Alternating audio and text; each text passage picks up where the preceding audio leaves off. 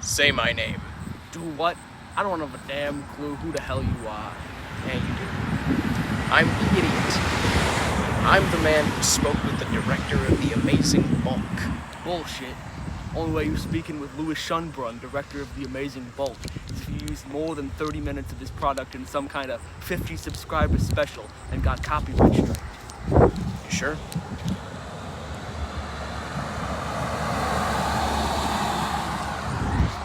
That's right. Now, say my name. You're the film watcher. You're goddamn right.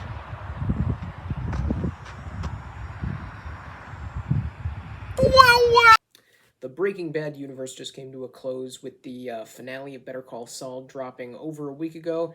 I wanted to get this video out sooner, but due to filming of certain bits that you may or may not have seen at the beginning of this video, it took some arranging to get that all done and through and such. So, with that said, today I, the film watcher, shall be ranking all 3 projects in the Breaking Bad universe. Probably for the final time, unless AMC gets like super desperate once they cancel Kevin Kneff himself. So I doubt they'll be back, but here's my ranking of all 3 of these. Number 3 is El Camino, a Breaking Bad movie. This isn't the most necessary of things, like we didn't need to get this movie, but I really appreciate it as a nice little conclusion for Jesse's character and a good send-off for him, even though we'd see him in Better Call Saul a couple of years later. But either way, it's a good send-off for him in the post-Breaking Bad timeline. I think it's a nice epilogue. You get to see a bunch of familiar faces in there, seeing like Walt and Jane, like Jane specifically. I hadn't seen her for like 9 years or something. Mike, Ed, the Disappearer, as well as some characters that were a little bit more major in the storyline, like Todd, and then Skinny Pete and Badger. I really like seeing Jesse and his reunion with Skinny Pete and Badger because, like, they show that they're not just goofballs. They actually do care about him, and Todd shows that he is just a sickening sociopath. So, yeah. I enjoyed, like, the kind of Western nature of the film, and Jesse's, like, whole issue with the guy named Neil, who's actually, he's a pretty decent antagonist for this specific film. Not one of the better ones in the Breaking Bad universe, but still a solid little threat for Jesse to face and kill later on. I'm pretty sure he kills him. Yeah. Now, this also has the disadvantage of being a movie in comparison to these 2 excellent TV shows, because it's only like 2 hours long, it gets less time to flesh everything out. Even though we've known these characters for a while, and it feels kind of just like an episode of Breaking Bad that was tacked on after the finale, except shot 6 years later, so it looks kind of weird because Walt has a bald cap and Todd looks like he's aged 6 years. So does Jesse, but yeah, so it has that kind of slight disadvantage. It doesn't really compare to Breaking Bad and Better Call Saul, because like the 5-6 years to do all of that storytelling, this has 2 hours. It's not anything against this film that it came in last place. If anything, it's like it shows how great Breaking Bad and Better Call Saul are, that this 2-hour movie doesn't really compare to them. That's not the movie's fault. It's just, man, how could Breaking Bad and Better Call Saul be so fantastic? Darn it. So yeah, I really like El Camino. I feel like it should be talked about a little bit more, but it's not like, it's not the best of this universe, but it's still a very good movie. And number 2 is Better Call Saul. Just a great show, almost on the level of Breaking Bad. It's really, really close for me, but I don't know. This show, it's just, I feel like Breaking Bad just has something about it that's just fantastic, that just kind of elevates it. And I'll explain that later when I get into what my number 1 is. I'm keeping that a secret. But yeah, Better Call Saul, it has top-notch writing. The writing is just spectacular on the show. Everything is laid out really, really nicely so that it has huge, enormous payoff. And, like, the storytelling's great, kind of ties back into the writing.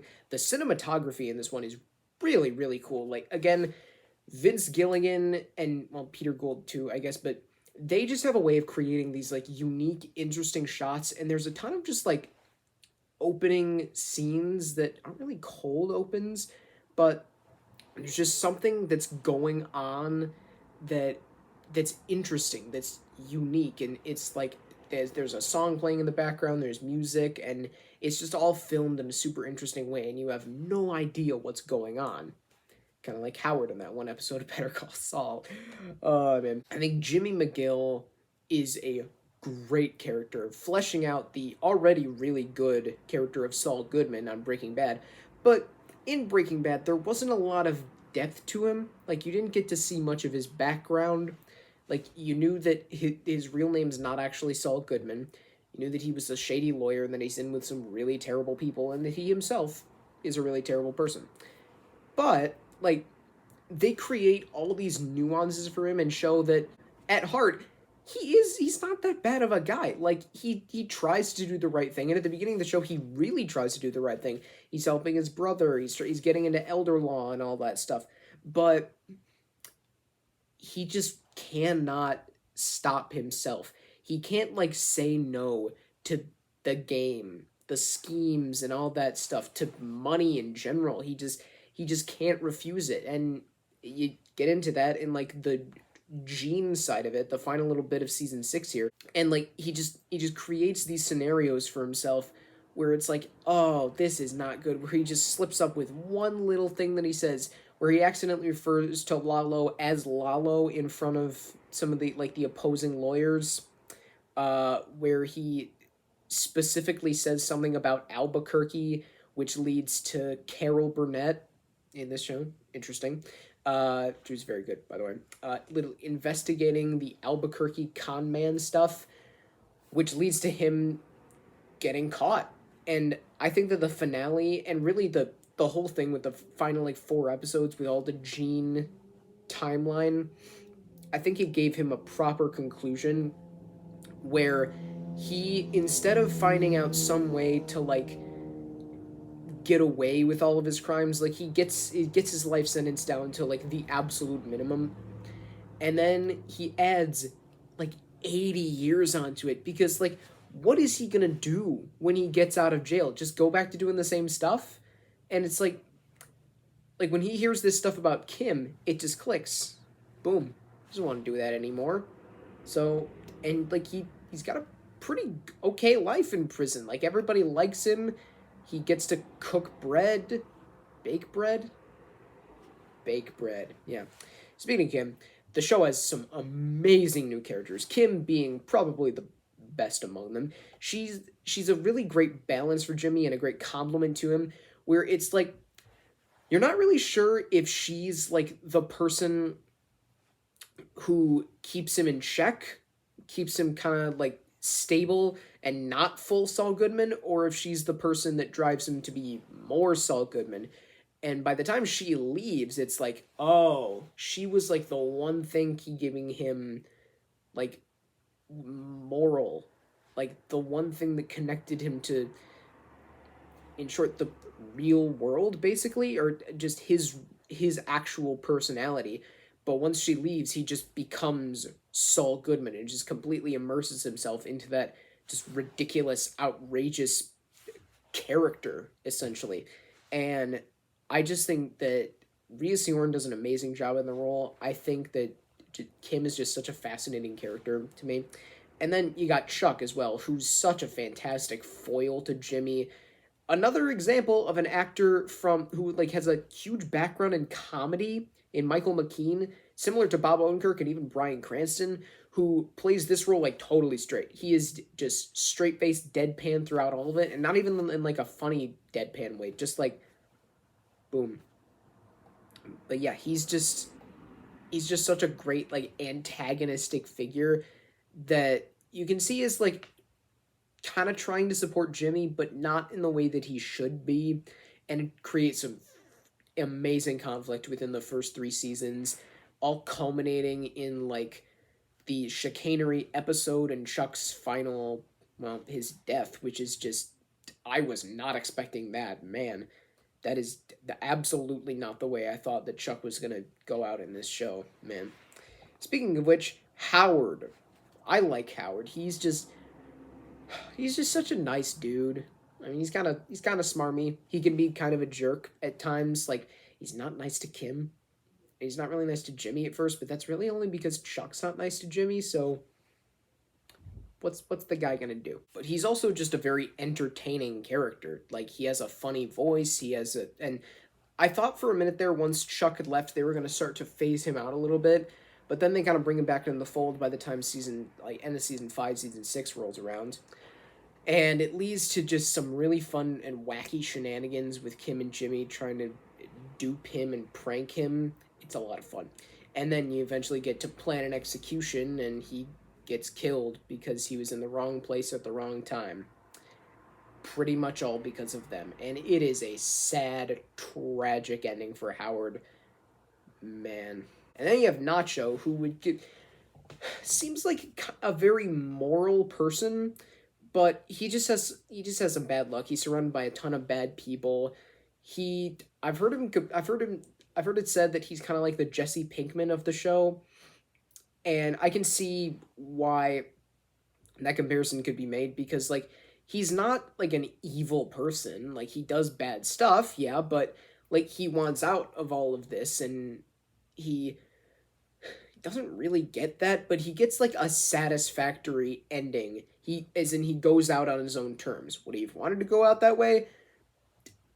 Not necessarily, but that was probably among the best options that he had. And his final little monologue there, where he just basically just gives the middle finger to all the Salamancas, his final little roast, his like little speech that he gives to Hector, that hit hard. And Michael Mando, I think, did a great job portraying this character throughout the entire series. And yeah, and then you have Lalo, which, oh man, Lalo is such a great villain, and like, he's played so well by Tony Dalton, who brings such like energy and charm to the role while also being pretty terrifying. But he's just such a cool villain. He's added in kind of late in the show, but I really, really like everything that they did with him. And the show also adds some interesting context to like the moral descent of Gus as well as Mike. Mike being kind of like a co-lead, and they give him quite a bit to do. They kind of give him this whole storyline. He's like the introduction to this whole little storyline with the Salamancas, adding in Gus in there as well. And it adds some like nice new dimensions to these characters. Not even just these two, like the Salamancas as well. So I think it's a really, really great show. It has a really satisfying conclusion for both the character of Jimmy / Saul / Gene, as well as for just the show as a whole. So while I don't love it quite as much as Breaking Bad, I think it's still an excellent show. But number one is Breaking Bad. No question here. I'm going to be honest. Breaking Bad is just, honestly, it is compelling from start to finish. There's like so little in this show that I don't find just 100% completely interesting. There's a small lull somewhere in there. I think it's at like the beginning of season 3, but that's like the only flaw that I found with Breaking Bad. There's so little wrong with it that it's absurd. It is a brilliantly paced, incredibly written, and superbly directed show all throughout. It's a show with a fascinating concept, with this just super average guy who is like not respected really by anyone outside of maybe for his intelligence. He's just kind of stuck in this rut of he's not in a good place at all. He's being embarrassed constantly by both his family, his students. He has the respect of pretty much no one, but he has just a great arc where he decides to break bad and become like, you can see like every single step into Walter White's descent of the arrogance, the pride, the egotism, and like the actual villainy, where he just becomes Heisenberg by near the end of the show. And like, I think they found a really great way to not really give him a redemptive arc, but to allow Walter White to kind of come back in a little bit. So you can see, like, he gets a satisfying conclusion where it's like he did not deserve he deserved pretty much everything that happened to him. Guess he got what he deserved. But yes, and Bryan Cranston just does a spectacular job of portraying the character, especially coming off of, like, he has a background in comedy with, like, Malcolm in the Middle. So I can absolutely see why it might be, like, on the surface it might be a weird idea to cast him in this show, but he is just incredible. He can be scary, he can be funny, and, like, that's the thing about this show. Despite being, like, a serious drama about all of these fascinating complex characters, the show keeps that, like, super dark macabre sense of humor, and it's kind of like absurdist comedy a little bit. Like, just some of the line delivery, some of the lines themselves, it's just funny. It's a really funny show, and I'm not just talking memes. I don't like when the, like, the dramatic parts of this show get memed, like Walter doing his and then the fall over when the thing happens to Hank. But I don't like when that's, like, memed, but it's just, it, like, makes the show. That's, like, one of the defining features of this show, in addition to all the fantastic writing and other stuff. And again, cinematography in this one is great. The direction is spectacular. But you also get this great batch of characters in the mix. Jesse, despite Walter White probably being the most compelling, Jesse is probably my favorite character in the show. Aaron Paul gives a great performance. I think that he just has such a great arc where, like, you can see he doesn't really like what he's doing, and it's kind of depressing to see him in so many low, bad places. Like when you get to Jane's death, when the neo-Nazis kidnap him in season 5, he, like, powers through all of it, and he gets, like, a pretty good ending, and an even more perfect ending with El Camino. But yeah, he is probably my favorite character in that show. You get a great host of side characters. Hank just being such an entertaining yet actually interesting character who's kind of a jerk, but he's still really good at what he does. So he gets this great dynamic with Walter. Man, and it leads to some really bad stuff happening to both Walter and Hank. I think that Skylar is a very interesting character. Is she likable? I mean, I kind of get why she's considered not super likable, but I mean, she's opposing Walt, and Walt isn't likable. Like, Walt is a terrible person, but I mean, you root for him because he's the protagonist, and you want to see him succeed against even worse people than he. But yeah, I think Skylar's whole moral descent is very compelling, and the rest of the family is a lot of fun. Marie, I enjoy Marie. I think she's a fun character. Walt Jr., he likes breakfast, so he's a good character. Yeah. You get Saul in there, who's just amusing. He's the freaking comic relief, and they made an entire spin-off drama about him that's almost as excellent as this show. You get Mike in there, who's just this very mysterious, intriguing character. You get to learn more about him as the show progresses. And then Gus Fring, such an excellent villain. He's spectacular. Like, he's intimidating, he's menacing, he's all of it. And you want to see him succeed in some of these cases, where he goes up against people that are kind of even worse than he is, which you wouldn't think is possible, considering he's, like, the main villain of the show, at least when he's on the show. When he dies, it kind of passes it on to Walter, but the battle between those two is just so cool. And then, like, you get some other good villains in there. The Salamancas, specifically Tuco, being such a crazy, energetic, and fun character.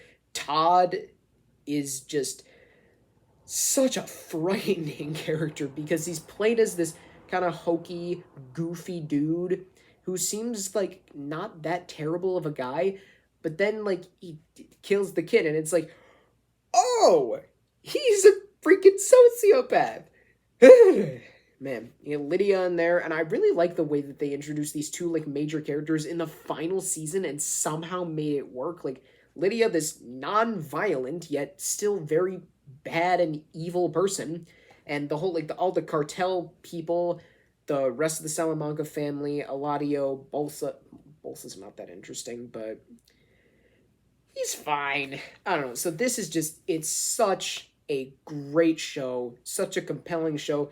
The storytelling in this one is simply spectacular. Everything is just laid out so perfectly for just some really interesting payoff where like a bunch of just minor stuff happens and you get like huge massive consequences, like Walt being like a little bit on drugs because he's going into surgery and then accidentally lets slips that he has two phones, which leads to Skylar investigating, and then the divorce, and then a bunch of other stuff happening.